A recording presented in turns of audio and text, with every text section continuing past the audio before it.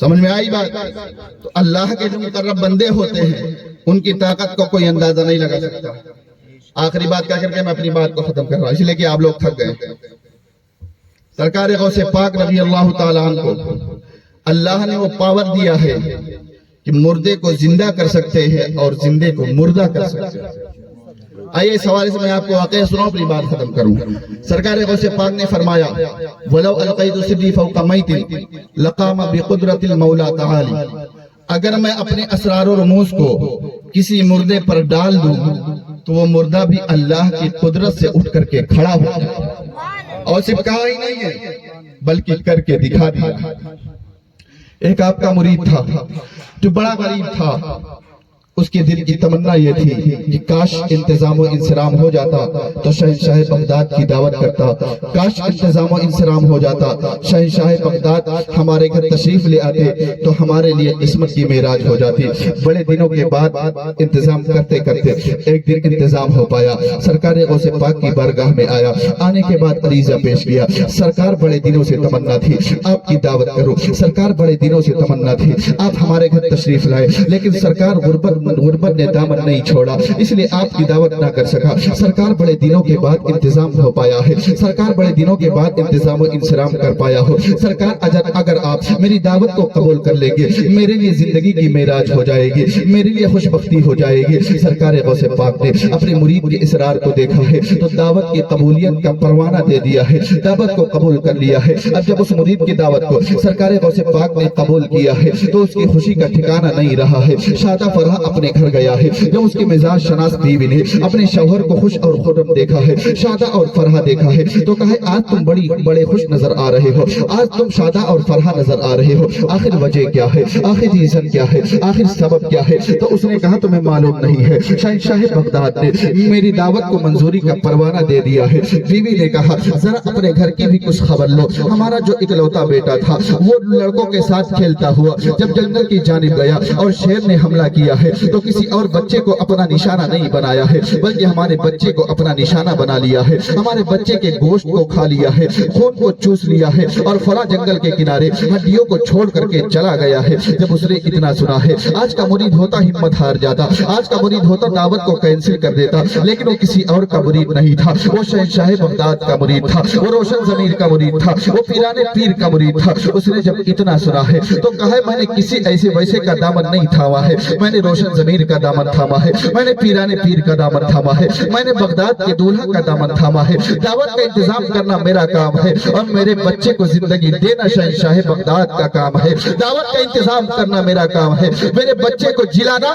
یہ عبدالقادر جیلانی کا کام ہے۔ الغرض وقت مقررہ پر سرکار غوث پاک پہنچ جاتے ہیں، دسترخوان بچھا دیا جاتا ہے، ہاتھ کو دھلا دیا جاتا ہے، دسترخوان پر کھانے کو رکھ دیا جاتا ہے۔ مرید عرض کرتا ہے سرکار کھانا تناول فرمائیے۔ سرکار غوث پاک فرماتے ہیں میں آج تیرے ساتھ کھانا کھاؤں گا۔ عرض کرتا ہے حضور میں بعد میں کھا لوں گا، آپ کھانا تناول فرمائیے۔ سرکار غوث پاک جنہوں نے یہ ارشاد فرمایا ہے نظرت الی بلاد اللہ جماع کخردلۃ علی حکم اتصالی، میں نے اللہ کے سارے ملکوں کو دیکھا ہے، رائی کے دانے میں دیکھ لیا ہے۔ وہ سرکار غوث پاک جن کی نگاہ ولایت دیکھ رہی تھی کہ اس کے لڑکے کے ساتھ کیا حادثہ پیش آیا ہے، اس کا لڑکا اب اس دنیا میں نہیں رہا ہے۔ سرکار غوث پاک نے تیسری مرتبہ ارشاد فرمایا میں تیرے ساتھ آج کھانا کھاؤں گا۔ مرید نے عرض کیا حضور میں بعد میں کھا لوں گا۔ سرکار غوث پاک نے اپنے مرید کے ہاتھ کو پکڑا ہے اور پکڑنے کے بعد دسترخوان پر بٹھا لیا ہے۔ جب دسترخوان پر وہ بیٹھا ہے اس کے لڑکے جب دسترخوان پر وہ بیٹھا ہے لڑکے کی صورت نگاہوں میں گھومنے لگی ہے، لڑکے کا تصور آ گیا ہے، آنکھوں میں آنسو آتے ہیں اور آنے کے بعد دسترخوان پر گرنے لگتے ہیں۔ شہنشاہ ولایت نگاہ ولایت اٹھاتے ہیں اور ارشاد فرماتے ہیں یہ رونے کا ٹائم تو نہیں ہے بلکہ یہ کھانا کھانے کا ٹائم ہے۔ آخر تو کھانا کیوں نہیں کھا رہا ہے، آخر تو رو کیوں رہا ہے؟ جب شہنشاہ بغداد نے اتنا ارشاد فرمایا ہے اس مرید نے عریضہ پیش کیا ہے سرکار جب تک میرا لڑکا نہیں آ جاتا ہے میں کھانے کو ہاتھ نہیں لگا سکتا ہوں، جب تک میرا لڑکا نہیں آ جاتا ہے میں کھانے کو نہیں کھا سکتا ہوں۔ شہنشاہ بغداد ارشاد فرماتے ہیں اپنے لڑکے کو بلا کیوں نہیں لیتا ہے؟ عرض کرتا ہے سرکار اپنے لڑکے کو بلاؤں تو بلاؤں کیسے؟ میرا لڑکا لڑکوں کے ساتھ کھیلتے ہوئے جب جنگل کی جانب گیا تھا اور جب وہ جنگل کے پاس پہنچا تھا ایک شیر وہاں سے نکلا تھا اور جب اس شیر शेर ने हमला किया था, सरकार किसी और लड़के को निशाना नहीं बनाया था, मेरे लड़के को निशाना बनाया था। सरकार उस शेर ने मेरे लड़के के गोश्त को भी खा लिया है और मेरे लड़के के खून को भी पी लिया है और खुला जंगल के किनारे मेरे लड़के की हड्डियों को छोड़ करके चला गया है।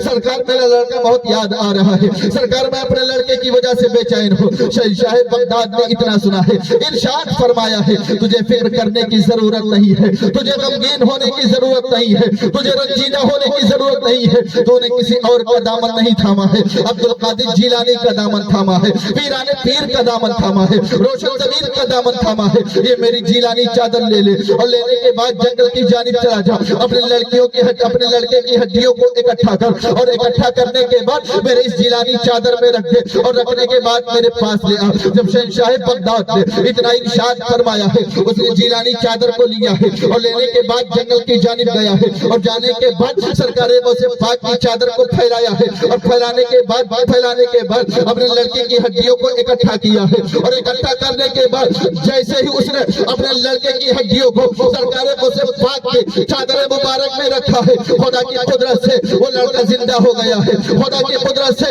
उस लड़के में जिंदगी आ गई है।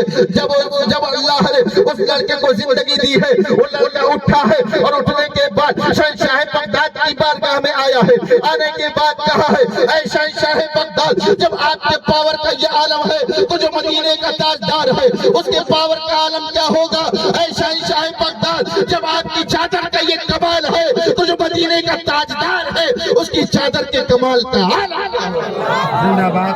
नारे तकबीर, नारे रिसालत, करामते गौसे आज़म, अज़मते गौसे आज़म, आलमाए अहले सुन्नत। वाह, जिंदाबाद जिंदाबाद। सरकार गौसे पाक को परवरदिगार आलम ने वो मकाम दिया है, सरकार गौसे पाक को अल्लाह ने वो पावर दिया है कि सरकार गौसे पाक मुर्दे को जिंदा कर सकते हैं और जिंदे को मुर्दा भी कर सकते हैं। अब ये वाकया भी सुन लीजिए, उसके बाद मैं अपनी बात को खत्म करूं कि सरकार गौसे पाक जिंदे को मुर्दा भी कर सकते हैं। जिस तरीके से आज अल्लाह के वलियों के पावर के लोग मुनकिर है, जिस तरीके से आज अल्लाह के वलियों के पावर का इनकार किया जाता है, उसी तरीके से सरकार गौसे पाक के जमाने में कुछ ऐसे हासिदीन थे जिनको सरकार गौसे पाक की करामत हजम नहीं हो रही थी। जब कोई करामतों को बयान करता था उनका दिल जलने लगता था, उनके दिल में दर्द होने लगता था। इसी तरीके से कुछ लोग थे जिन्हें सरकार गौसे पाक की करामतें हजम नहीं हो रही थी। उनका एक साथी था जो सांस रोकने में माहिर था। उन्होंने अपने साथी को तैयार किया कि हम तुझे नहलाएंगे और तुझे कफन पहनाएंगे, तेरा जनाजा तैयार करेंगे और अब्दुल कादिर जिलानी शहंशाह बगदाद को तेरी नमाज जनाजा पढ़ाने के लिए बुलाएंगे। जब वो आएंगे, आने के बाद मुसल्ला इमामत पर फाइज होंगे। पहली तकबीर कहेंगे तो लेटे रहना, दूसरी तकबीर कहेंगे तो लेटे रहना, जब वो तीसरी तकबीर कहेंगे उठ करके खड़े हो जाना। हम लोग उनका मजाक उड़ाएंगे, फिर जो उनके मुरीदीन है उनकी करामतों को बयान करना बंद कर देंगे, उनकी करामतों को गली गली में बयान ना करेंगे।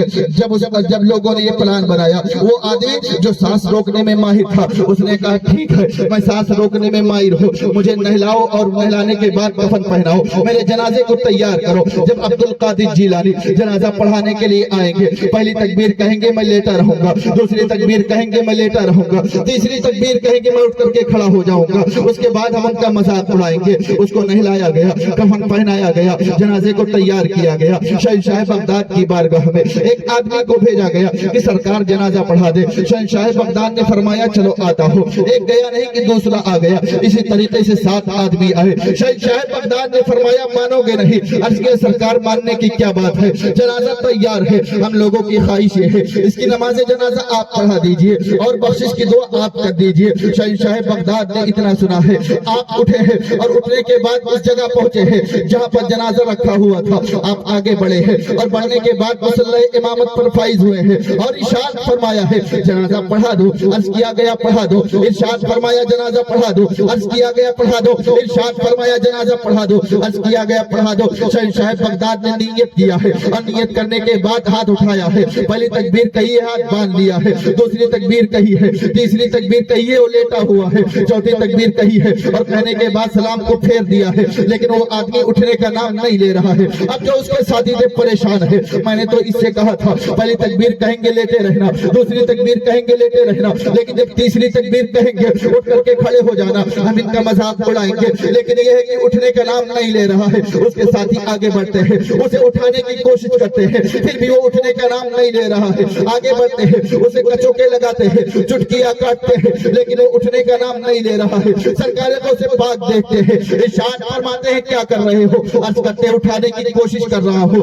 ارشاد فرماتے ہیں کیا مردہ بھی اٹھا کرتا ہے؟ عرض کرتے ہیں حضور یہ مرا نہیں تھا بلکہ اس نے مرنے کا ناٹک کیا تھا، ہم نے یہ پلان بنایا تھا جب آپ تیسری تکبیر کہیں گے یہ اٹھ کر کے کھڑا ہو جائے گا، ہم آپ کا مذاق اڑائیں گے۔ سرکار یہ مردہ نہیں تھا، سرکار یہ مرا نہیں تھا، یہ تو اس نے تو مرنے کا ناٹک کیا تھا۔ شہنشاہ جیلانی ہے جب ان لوگوں کا یہ جملہ سنا ہے، شہنشاہ جیلانی کو جلال آیا ہے۔ شہنشاہ جیلانی نے ارشاد فرمایا ہے یہ صحیح مرا نہیں تھا، یہ صحیح اس نے مرنے کا ناٹک کیا تھا، یہ صحیح زندہ تھا، لیکن اس کی نماز جنازہ کسی اور نے نہیں پڑھایا ہے، عبد القادر جیلانی نے پڑھایا ہے، اسے کسی اور نے نہیں مارا ہے، عبد القادر جیلانی نے مارا ہے۔